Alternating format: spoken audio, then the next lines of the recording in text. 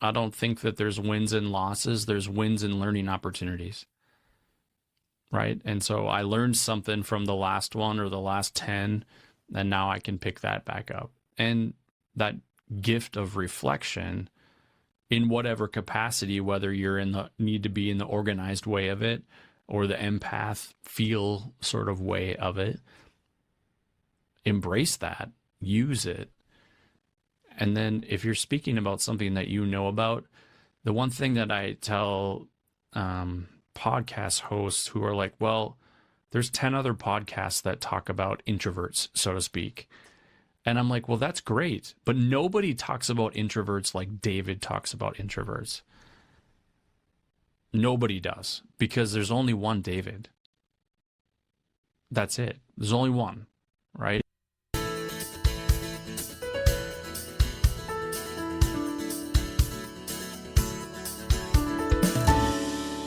Hello, and welcome to episode 261 of the Quiet and Strong podcast, especially for introverts. I'm your host, David Hall, and the creator of quietandstrong.com. This is a weekly podcast dedicated to understanding the strengths and needs of introverts, along with strategies for success. Introversion is not something to fix, but to be embraced. Normally, we will air each episode on a Monday. Be sure to subscribe on your favorite platform, leave a review or a rating. That would mean a lot to me and help others find the show. Tell a friend about the podcast and help get the word out there that introversion is a beautiful thing. Jeremy Schreifels is the founder of Box 7 Media, where he helps authors, entrepreneurs, and creative artists find their voice, tell their story, and build their brand. With decades of experience in creative production and coaching, Jeremy guides clients to uncover their authentic message and share it with clarity and confidence. His mission? To help people transform their personal stories into powerful brands that truly connect. All right. Well, welcome to the Quiet and Strong podcast, Jeremy. Jeremy, it's so good to have you on today. David, thank you so much for having me. I'm really looking forward to this. Yeah, we're going to talk about the great work that you're doing. First, just tell us more about yourself and how you got to the work that you're doing. That's such a great question. You know, I've been a touring musician and an artist for a little over 20 years. And, that really started out of honestly, it really started out of a quiet and strong place. That's so Okay. perfect. I'm putting that together right now. Yeah. This is serendipitous. This is not Yeah. like it wasn't a plant, I promise. I Yeah. literally Yeah. thought of it in the moment of just, I had a really tough time in high school, and, music really became the unifying piece for me in terms of as an individual and friend group and those that I was with, and had a couple of really great mentors that helped lead me through that time. And then also into the college space that really kind of helped mentor me and kept me on the straight and narrow as much as you can, a college student. And then, I found music kind of led me a little bit later in life and brought me into the professional realm and being able to go to be touring and recording and meeting all sorts of wonderful people. But, it's interesting as the drummer of a band, I'm sitting in the back and you think that like it's a pretty lonely place back there. And I never felt uncomfortable because I liked having everyone out in front of me. And so as I kind of just am reflecting on that in real time in the moment, it's like that was probably at the moment the best way my introvert could come out and express who I was in a way that was safe and very expressive. Well, thank you for that moment, actually, by the way. Yeah. And, we're going to talk about a couple myths. But that's one right there that some people say that introverts don't want to be performers, whether Mm. it's a band or acting or being a comedian or speaking. And it's just not true. We bring our own gifts to it. I'll say like I love this podcasting, I love chatting with great people like yourself. I just need to prepare for it a little bit and I need to Mhm. plan my energy. But besides that, I love it. And I'm definitely not another performer, but I do like speaking and I do like podcasting and we all definitely it's a myth that introverts don't like to perform because they do. Yeah, I love how you said that piece about like I have to plan my energy. Yeah. And that's exactly what those are the exact words that I use even before I'm going on stage. Like people, they really actually don't like to be around me before I go on stage or like before I go on, whether it's a stage to play drums, whether it's a stage for speaking, or whether it's preparing for my own podcast, because I find myself like I have to get my energy right. And, I have to turn pretty inward to do that. And to the outside world, it comes off with a feel or a vibe, or so I'm told. My wife gives me that feedback, I guess. She's good for Okay. that. Have you been able to articulate that to your wife and other Uh, people that are around you? Like, this is what I need to be my best. Yep. Yeah, Exactly that. Yeah. that's key. And and it's like, I love you, but I need this time, and we can do something after this kind of Yeah. thing. It's really interesting because if you talk about like the life of performing and you're doing it in a band setting, it gets to a place where like you might have somebody who like needs to exert a lot of energy before they go on stage, which is a good thing because then it calms them down a bit when they get there. Versus me coming from an opposite, I need almost nothingness and more introspective for me and reflective before I can go put out that amount of the same amount of energy that they are. And sometimes that kind of creates a clash. And I think it was when I was able to finally articulate that.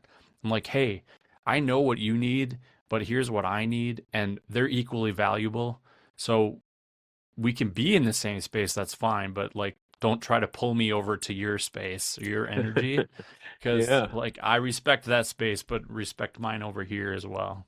Yeah, that's so key. So key. And yeah, we're all different. We all have different needs, and we just need to understand that, especially if we're all in a band together and we have different needs, or Exactly. family relationships or whatever it is.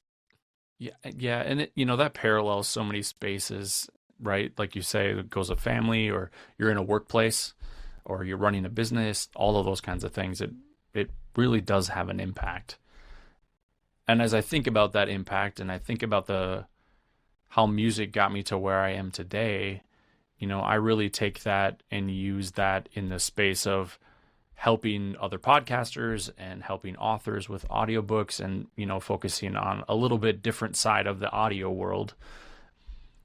And I think helping those people understand who they are helps me make them better at what they're delivering their message or performing their audiobook and doing some of those kinds of things. Yeah, absolutely.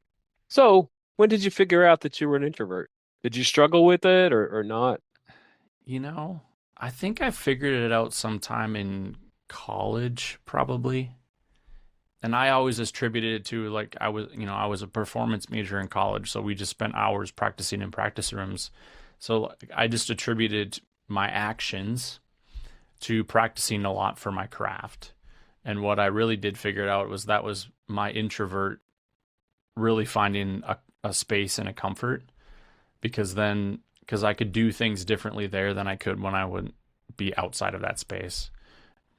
And when I could identify that that's who I was, like that was part of my being, it just made it really easier to act outside of. And it's like, well, I don't need to hide, right? That wasn't me hiding or going away.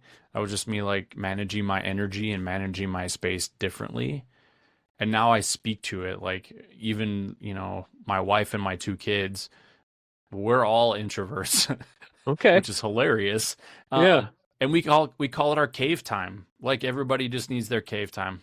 Like and and we're all good with that, and because we can come back together, as you travel as a family with two kids, you're like, we were never the parents who made our kids like have to go all day long doing something. Like if we were on a family vacation, we would like go do stuff for a while and come back, and like everybody got, we literally called it cave time, right? That's And I'm like, well, awesome. let's just name it. Let's call it cave time. You can go in your cave and just be there and then come back out. You're a better person. We get along better. And so whether you needed to go in there and be angry or go in there and just disconnect or didn't matter, because that could be their each individual space. Yeah, And then when we go that's back out cool. and do it. Yeah. Yeah, and it's like I think it's fortunate because you understand your wife and kids, they understand you. I mean, definitely like I'm married to an introvert, but we have two extroverts and one introvert, and it just or kids come a certain way, we raised Yeah. them the same, but sometimes it can be a challenge for an introvert parent or an extrovert parent to parent the opposite of their Mm. personality. So yeah, it sounds like that's pretty fortunate for you. Yeah, we don't mind. Yeah, that's great. It's great. It's a good match to And you anything. like to spend time together, but you also understand each of you have a need for some alone time, right? Yeah, we have the four of us have what we call a four by four, and we tend to congregate in this like literally a four by four square, and we all four gain energy from that from each other. So like if we're at an extended family function, it's likely you're going to find the four of us standing in a space at one point or another. And what we're really doing for each other is refilling each other to go back out and be in those spaces. Yeah. And I love that you said that because a lot of people say the definition of introverts is the main difference is that we recharge by being alone and extroverts charge by with others. And it's just not true. Certain people and situations drain me, and I need to know what those are so I can make a plan. But Yes. I absolutely get energized by spending time with my introverted wife. We love to spend time together. And there's other people where you're having the right kind of conversations. Hmm. It's like I think we get drained as introverts when we're spending too much time in small talk and the shallow where we want to get to the deeper things. And there's other things, but I love that you said that because all people don't drain all of us. And No. also the other part of the definition I don't like is the main when it's said that it's the main difference because we need alone time for a lot of things. You mentioned, it's a strength that you have that you can focus.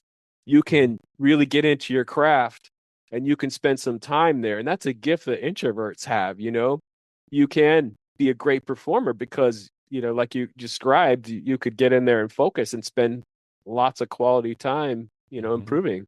Yeah, it's interesting as we get put labels or it's just easy. Well, you just need to go have your alone time. I mean, if that's what you need to call it, that's okay. But I Yeah. mean, I'd rather just go be with a person for a moment. I mean, we've gotten so good at a family, like we can just go up and I can just like we anticipate it for each other. Like I can go up and just put my hand on my son's shoulder and be like, just for a moment. And like that's enough, right? Yeah. But you can see that and you can feel that. And, I think that's for kids. It's tough. It's going to be a tough enough world for them. My kids, thankfully, are gone. They're not gone. They're Yeah. 19 to 22. So they're Yeah. gone from our home, or Yes, 20 yes. and 22. Sorry. Yeah. But you know, we have to prepare them for a world that doesn't look anything like what we've ever experienced. So Yeah, true, true. every tool they can have, I'm going to give them. Yeah. And you know, that's part of why I do the show is because sometimes introversion is misunderstood and it's like it's just different, It's you got to figure out your path to success and it may look different from somebody that you work with or that it's in your family. Yeah, it's curious. I'm wondering, like, are there types of introverts?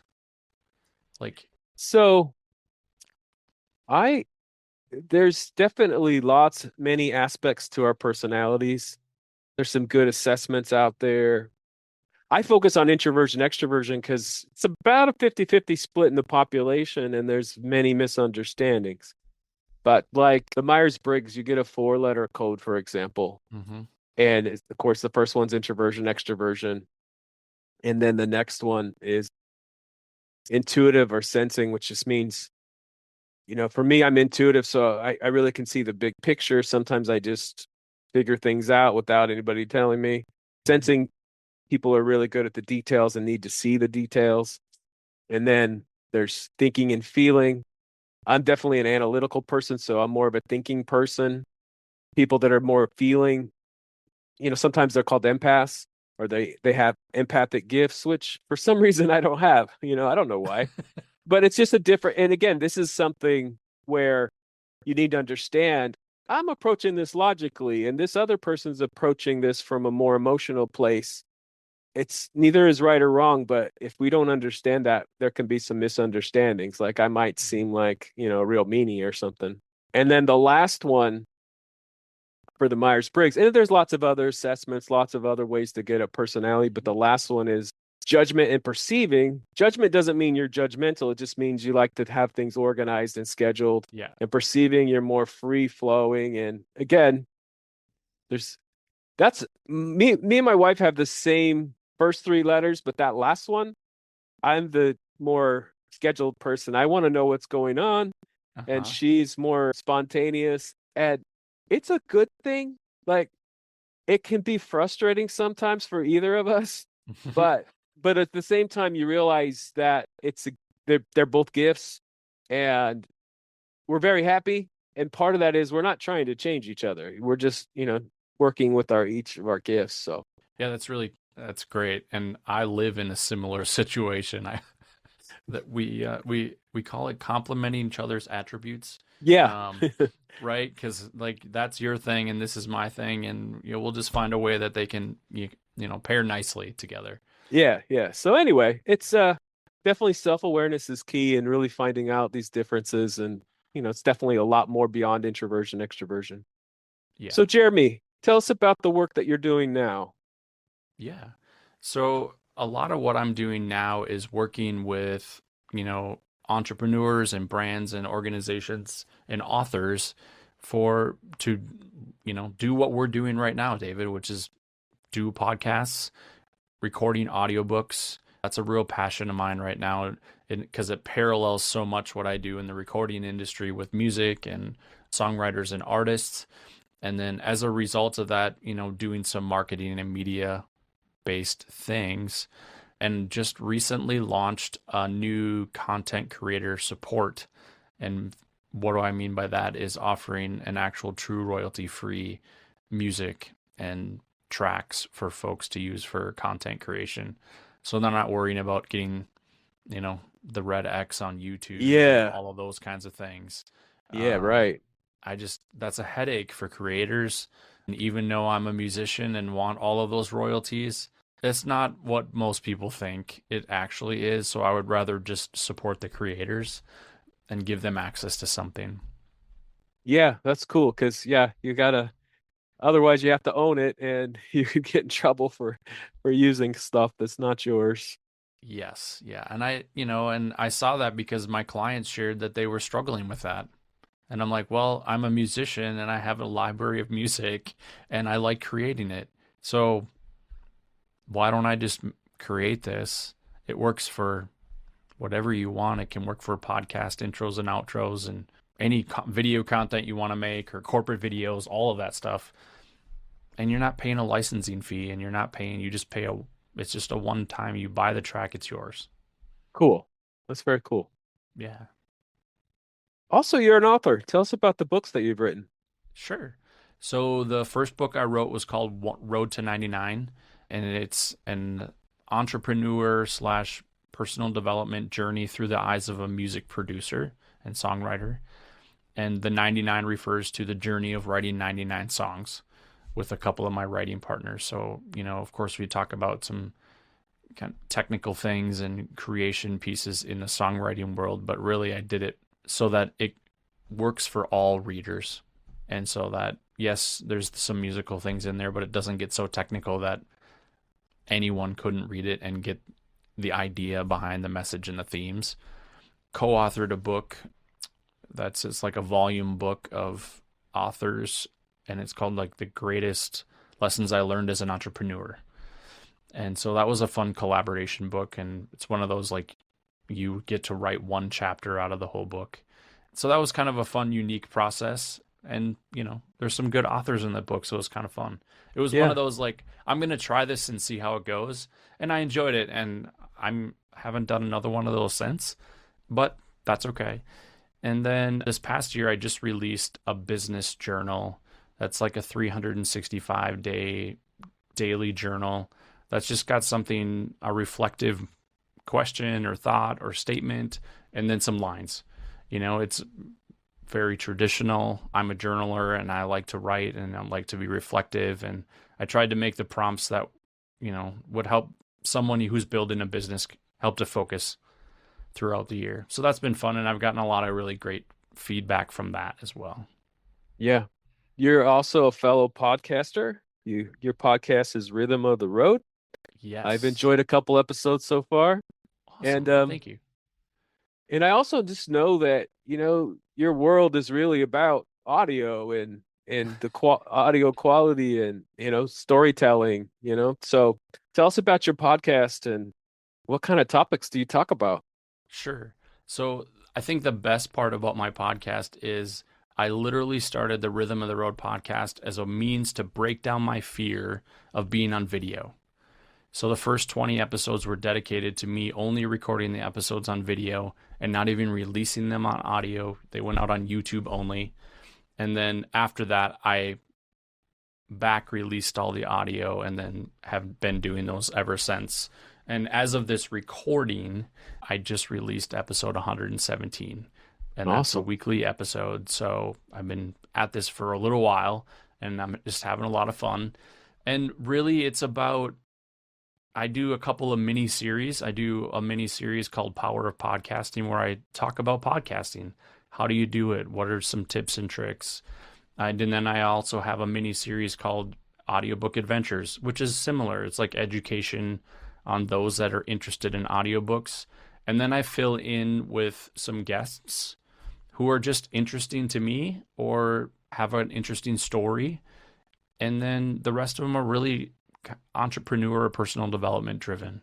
Like many times it's what's bubbling up for me. And then I talk about that because the feedback I've gotten from my podcast has mostly been, you seem to always talk about something that I needed to hear about. And I'm like, well, I'm just talking about something I needed to talk about. Or I was in a conversation with a client, or I was in a conversation with a friend and it prompted this. Yeah, that's so great. Those kinds of comments are so great to hear, that you're making an impact. And, that can be the case for people that are listening. So tell us about, for the listeners, why podcasting can be such a great marketing tool. This is like my number one thing. Why it's so powerful is you can interview whoever you want, right? And what that allows you to do is two things. Regardless if you interview or not, you can build know, like, and trust factor with as a brand or as an authority in your field. The second one is you can interview clients that you want to work with. And you're giving them value first, right? If you take sales 101, right? Like what's in it for them? And immediately what's in it for them is they get access to your audience and they get to talk about themselves or their company or their brand. And then they get to have a conversation with you, which builds an immediate know, like, and trust factor. And as a host, you can help to integrate some pieces in there that might spark some ideas of maybe that they would want to work with you down the road. And I think it's so brilliant to be able to do that. And it's easy because you're inviting them to bring them value and give them something back right away. Yeah. So you talked about with you were overcoming some anxiety by appearing on video. Mm-hmm. What do you say to the introvert, especially that is anxious about being a podcast guest or host? Yeah. So what I always recommend to clients, but also that what I've used myself is I'll put something in front of me that that is comfortable. So I could put a picture of my wife, I could put a picture of my kids, I could hold on to something. I've had clients use fidgets before and they have them in their hands. They have to be quiet ones. Right? Because we got good Yeah. audio going on. We need Yeah, to right, have it right. quiet. And so, and the other piece is what makes podcasting the most comfortable is talking about something you actually like. So many people like, well, I want to start a podcast and I'm a business owner and I want to talk about ABC business. I'm like, well, do you like talking about that a lot? Well, not really, but that's what I do. I'm like, then pick a different topic, right? I mean, don't, I have some mini series that talk about audio things and things that I do with Box 7 Media, but I don't, the whole podcast isn't around that. I'm like, it's I talk about things I want to talk about. Sometimes I talk about all of the dumb things that I did in the last 3 months that I learned from, Yeah. right? Who can't resonate with that? Right, right. I think you said something very key, and this could be applied to podcast hosting or guesting, public speaking, presentations. You have an expertise, tap into your expertise that you really enjoy talking about, and just know that you do have something valuable to share, and that you can find good ways like podcasting or other platforms where you can share your message and what you want to talk about. Yeah, and the number one obstacle that comes into podcast hosting and guesting is fear, right? It's fear. And fear only is it's a temporary feeling. And once you can move past or through that, it you can it doesn't matter. And so sit in it for a moment and have that, and that's okay. And then you can do it. And it does take practice. And I tell new podcast hosts, I'm like, the first episodes are supposed to be awful. They're not supposed to be good. The first time you spelled your name, it wasn't good, but you practiced and it got better. So, and I said, and they're like, well, I want to take down all those old episodes. I'm like, don't. People want to know that you can grow. People want to know that you're consistent and that you can learn along the way. Yeah, and I always think that too, because I would like to think, what are we on? Like 257 this week. Yeah, I makes would like to think that number one was great, you know, but I have definitely gotten so much better, more comfortable, better at asking questions, all of that. And you got to start. You got to start with a podcast, being a guest, or you got to start. Yeah, I definitely don't want people to listen to the first one where I was a guest, but you got to start somewhere, whether it's, volunteering to give a presentation or a speech or whatever. You got to start and just we've already talked about that part of our gifts as introverts is being reflective. hmm So you go on a podcast, you give a speech, and afterwards you can think. And I always start with the positive. I always start with what did I do well there? And then, what would I do different next time? But we're really good at, I think, again, everybody has different gifts. We're not hmm all the same, but I think that that's an introvert gift that all introverts have is the gift of reflection. Yeah, and I literally preach that all the time to everyone, not just other introverts. Yeah, yeah. And I'm like, just think about it for a minute. And you did probably do some things really well. And of course you did some things that you'll do better next time, right? I don't I don't think that there's wins and losses. There's wins and learning opportunities, right? And so I learned something from the last one or the last 10, and now I can pick that back up. And that gift of reflection in whatever capacity, whether you're in the need to be in the organized way of it or the empath feel sort of way of it, embrace that, use it. And then if you're speaking about something that you know about, the one thing that I tell podcast hosts who are like, well, there's 10 other podcasts that talk about introverts, so to speak. And I'm like, well, that's great. But nobody talks about introverts like David talks about introverts. Nobody does because there's only one David. That's it. There's only one, right? Yeah, good And point. so nobody talks about the rhythm of the road like I do because Right. I'm the only one that is the host of that show, right? And I hear that, right? And that creeps into kind of like that imposter syndrome space, which is an offshoot of fear. And so I'm just like, nobody tells your story like you tell it. And that's the same thing I tell authors for audiobooks who don't want to read their own books. I'm like, no one's going to tell that story like you do, right? So in podcasting, it's the same. Nobody talks about introverts like David Hall. Nobody does. Yeah. Thank you. That's true. You can put And that as a mic drop moment yeah, for yeah, yeah. your promo. And the other thing too, I've been doing this just past 5 years, and people come and go. There's introvert podcasts that were around when I started that aren't around anymore. And so, keep going with your unique message and keep going and just don't worry about the other people. Yeah, because you're talking about the things you want to talk about. You're talking to the folks that you want to talk to, right? We could have done our like pre-recording interview call, and you could have been like, Jeremy, it's not really a great fit. Yeah. You could have said that. And I would have been okay with it too, by the Yeah. way, full disclosure, because it's your podcast, it's your audience, and I want to honor that space. Yeah. Yeah. Well, I'm glad I didn't say that. Didn't say no. I'm glad Um, I made the cut. yeah, you just mentioned audiobooks, and you know what? I am more of a listener than a reader, and Hmm. I do like to hear the author's voice. Why is that? Why do we enjoy hearing the authors There, themselves? there's an authenticity in the author's voice when they're reading their own words that just doesn't get captured when there's a narrator. And I know because I've narrated my own book and I've narrated books for others. And no matter how good I am and how much I know I can work my brain and work my magic from my voice and in the box with all of the audio tools I have, it's never as good. And I think really it comes to that statement of nobody tells their story like you do.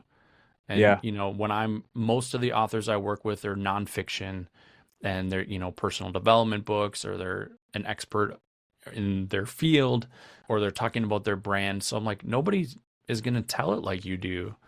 And I encourage authors to go outside of the lines and add things in that aren't in the print book so that the audio listener gets something special.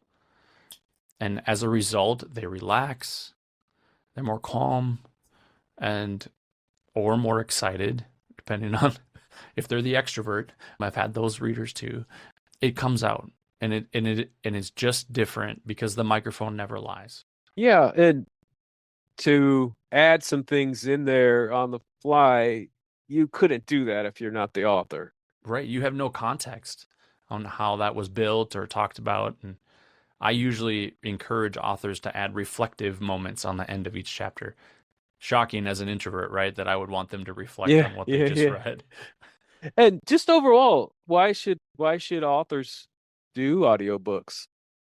The biggest one is you're missing like 75% of the population.